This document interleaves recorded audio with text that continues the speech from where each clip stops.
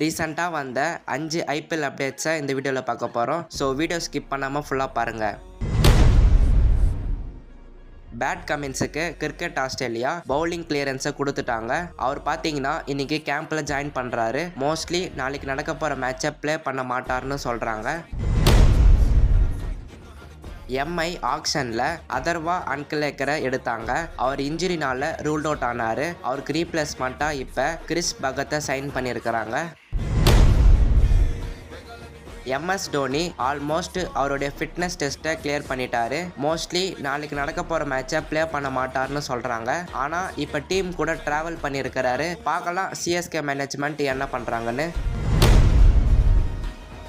SRH ஆக்ஷனில் jack எட்வர்ட்ஸை எடுத்தாங்க. அவருக்கு இன்ஜுரினால ரூல்ட் அவுட் ஆனார். அவருக்கு ரீப்ளேஸ்மெண்ட்டாக டேவிட் பைனை சைன் பண்ணாங்க. இப்போ அவருக்கும் இன்ஜுரினால ரூல்ட் அவுட் ஆயிட்டாரு. இது வரைக்கும் அவருக்கு ரீப்ளேஸ்மெண்ட்டாக யாரும் சைன் பண்ணலை. பார்க்கலாம் எஸ்ஆர்ஹெச் மேனேஜ்மெண்ட் என்ன பண்ணுறாங்கன்னு. சிஎஸ்கேவோட மெயின் பவுலரான கலீல் அகமதுக்கு லாஸ்ட் மேட்சே இன்ஜுரினால சஃபர் பண்ணாரு. இப்போ அஃபிஷியல் நியூஸ் என்னன்னா கலீல் அகமது இன்ஜுரினால ரூல்ட் அவுட் ஆயிட்டாரு. இது வரைக்கும் அவருக்கு ரீப்ளேஸ்மெண்ட்டாக யாரும் சைன் பண்ணலை. பார்க்கலாம் சிஎஸ்கே அன்கோ என்ன பண்ணுறாங்கன்னு. அண்ட் கிளியராக தெரியுது எல்லா டீமும் இன்ஜுரினால சஃபர் பண்ணுறாங்கன்னு. இது எங்கே போய் முடிய போகுதுன்னே தெரியல.